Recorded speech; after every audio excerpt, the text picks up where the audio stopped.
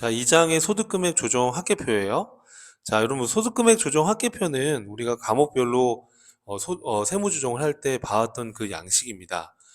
그런데 과목별 세무조정할 때는 그 해당 과목의 명세서에서 조정 등록을 클릭해서 바로 이렇게 입력을 했었잖아요. 그런데 이제 과목별 세무조정이 아닌 그 외의 세무조정도 있을 수 있어요. 그래서 그때는 소득금액 조정 합계표 메뉴에 직접 들어가서 직접 세무 조정만 해야 되는 경우도 있을 수 있습니다.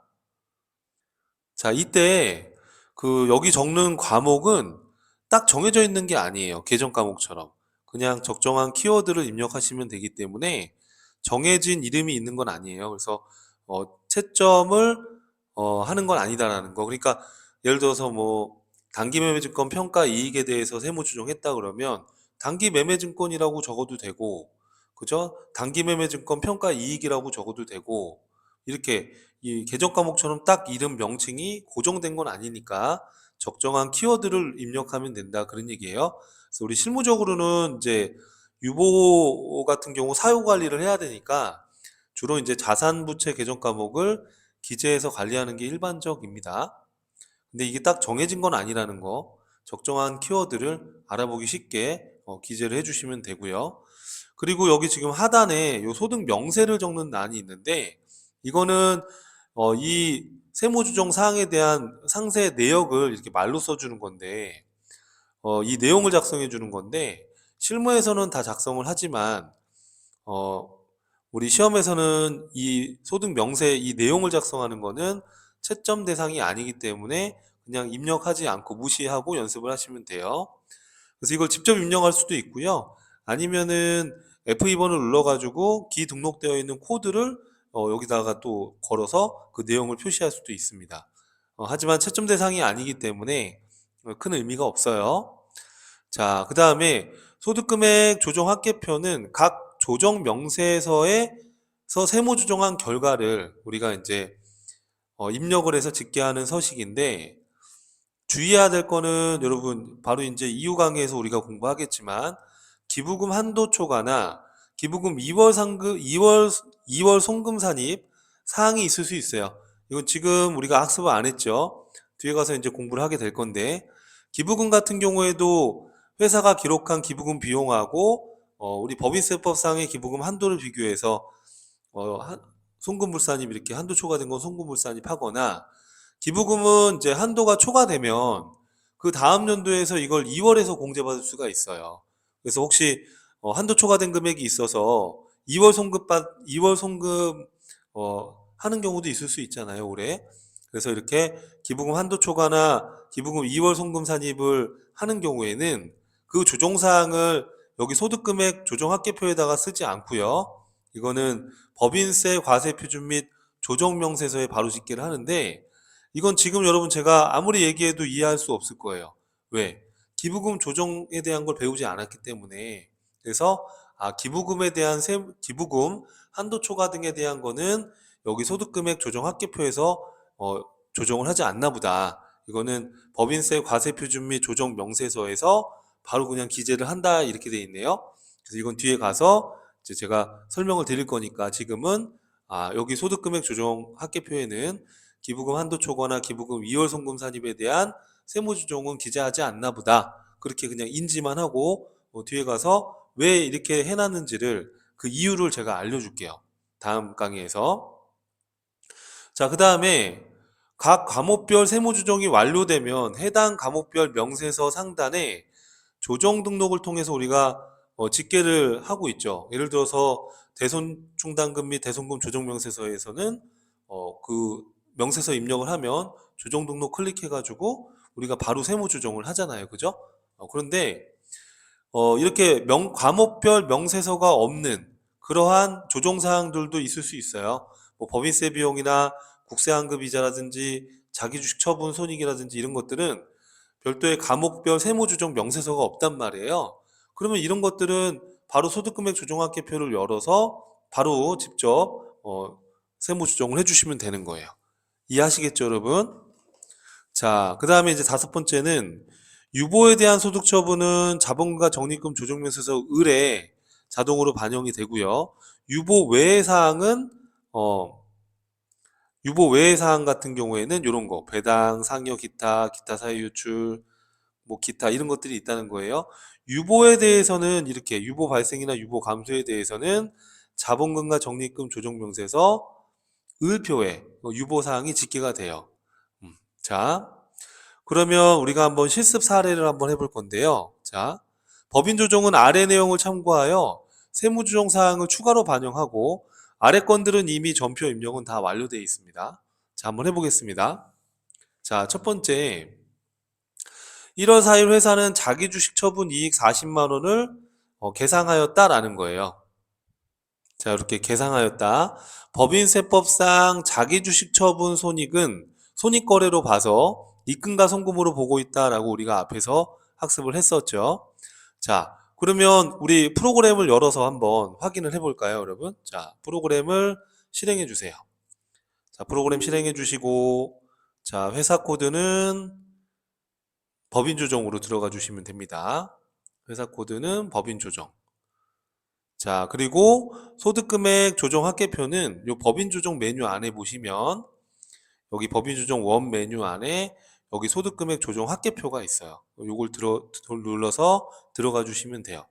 그래서 대부분은 이렇게 과목별 조정 명세서에서 우리가 반영한 것을 우리가 조정 등록을 클릭해서 바로 할 수가 있는데 이렇게 과목별 명세서에 없는 조정 사항들은 바로 여기로 들어와서 여러분이 세무 조정을 해주시면 되는 거예요. 이해하시겠죠? 자, 그러면은 지금 보니까 뭐라고 돼 있었어요, 여러분? 자, 지금 1월 4일 날 자기 주식 처분 이익 40만 원을 장부에 계상을 했대요. 자, 여기 회계관리 쪽에 합계잔액 시산표로 들어가서 자, 여기 들어가 보면 자기 주식 처분 이익을 한번 제가 확인해 볼게요. 자, 밑으로 내려보시면 자기 주식 처분 이익이 있죠? 자, 이거 더블 클릭해 보니까 자, 지금 보니까 보통예금 180, 대변의 자기 주식, 대변의 자기 주식 처분 이익이라고 해서 40만 원이 계상되어 있죠. 그래서 지금 회계장부를 분석해 봤더니 이렇게 보통예금 180, 자기 주식 140, 자기 주식 처분 이익 40만 원.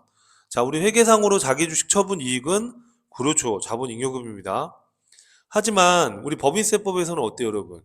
이 자기 주식 처분 이익을 수익, 입금으로 보는 거예요. 그럼 어떻게 해야 돼요, 여러분, 세무조정을?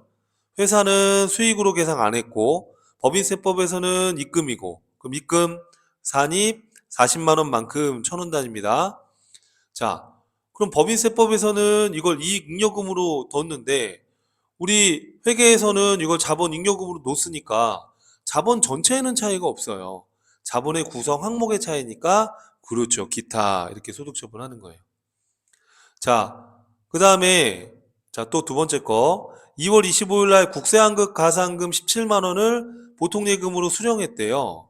자, 여러분 우리 시산표를 한번 열어볼게요. 자, 그래서 잡이익으로 한 것 같은데 자, 우리 잡이익을 한번 열어볼게요. 자, 열어봤더니 여기 2월 15일 날 차변의 보통예금 대변에 잡이익으로 해서 국세한급가산금 수령한 게 있어요. 그렇죠? 자, 이건 여러분 회사가 그 환급세액에 대해서 이자를 보상받은 거란 말이에요. 근데 이거를 수익으로 봐서 입금으로 하지 않는다고 그랬었죠? 자, 그래서 회사는 잡이익이라는 영업의 수익으로 회계 처리했지만 우리 법인세법은 이걸 수익으로 보지 않고 그렇죠. 자본 잉여금으로 본다. 그럼 어떻게 해야 돼요, 여러분?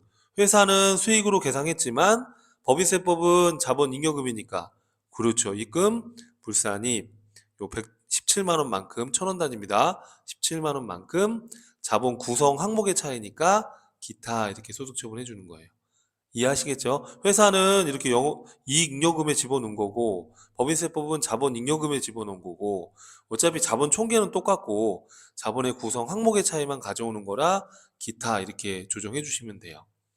자, 그리고 세 번째는 법인세를 2억 9,532만 4,700원을 장부에 기록했대요.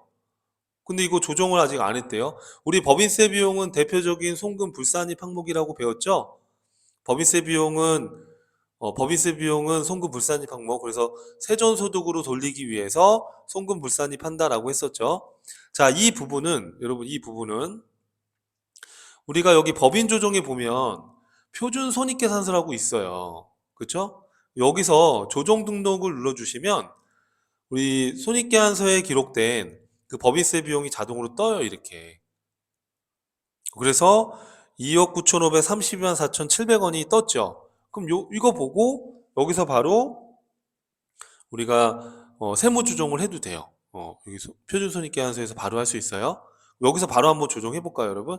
자, 한번 해봐요. 이거 법인세 비용, 자, 송금 불산입, 여기 법인세 비용이라고 직접 입력으로 클릭하시고요. 법인세 비용 이렇게 넣어주시고 요 금액, 우리 아까 문제에서 2억 9,532만 4,700원이었죠?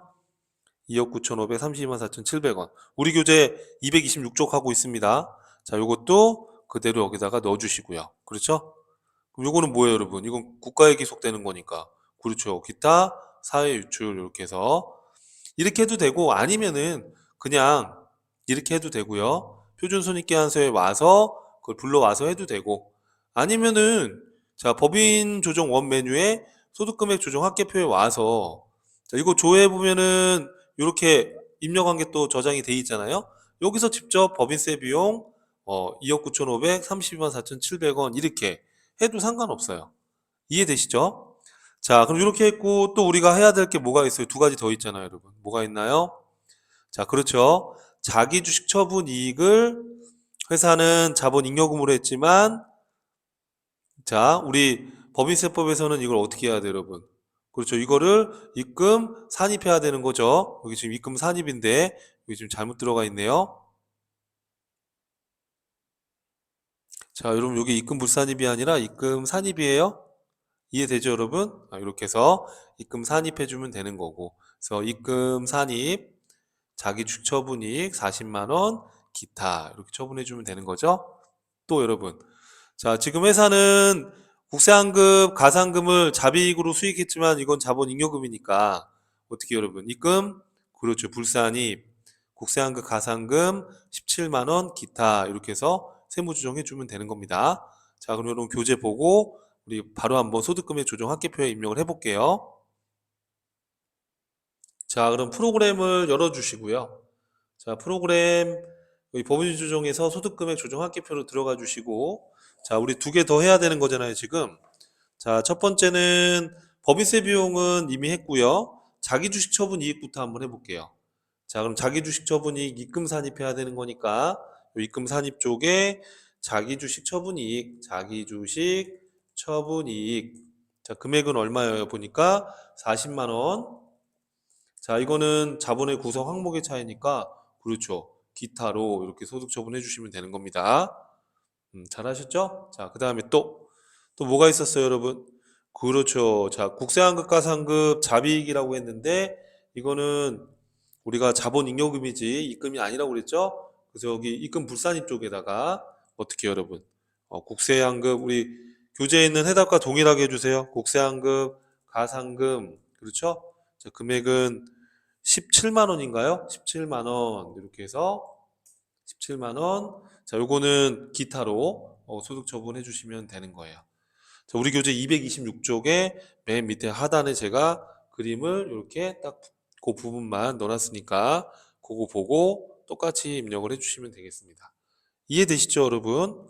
그래서 자기 주처분이익 40만 원 기타 이렇게 또 우리 법인세 비용 자 법인세 비용 2억 9,530만 4,700원만큼 기타 사의 유출 이렇게 해서 저장 눌러주시면 되는 거예요. 이처럼 과목별 세무조정을 통해서 조정 등록을 하는 게 대부분이지만 과목별 세무조정이 없는 사항에 대해서도 여기 바로 소득금액 조정 합계표에다가 바로 이렇게 등록을 해야 되는 경우도 있다라는 거예요. 무슨 말인지 이해되시죠, 여러분? 자, 이렇게 해서 소득금액 조정 합계표에 대해서 봤고요. 꼭 여러분 요거 정리를 잘해서 왜냐하면 이게 한 문제로 구성돼서 나올 수 있어요. 그래서 꼭 정리를 잘 해주시고요. 다음 수업에서 또 뵙겠습니다. 감사합니다.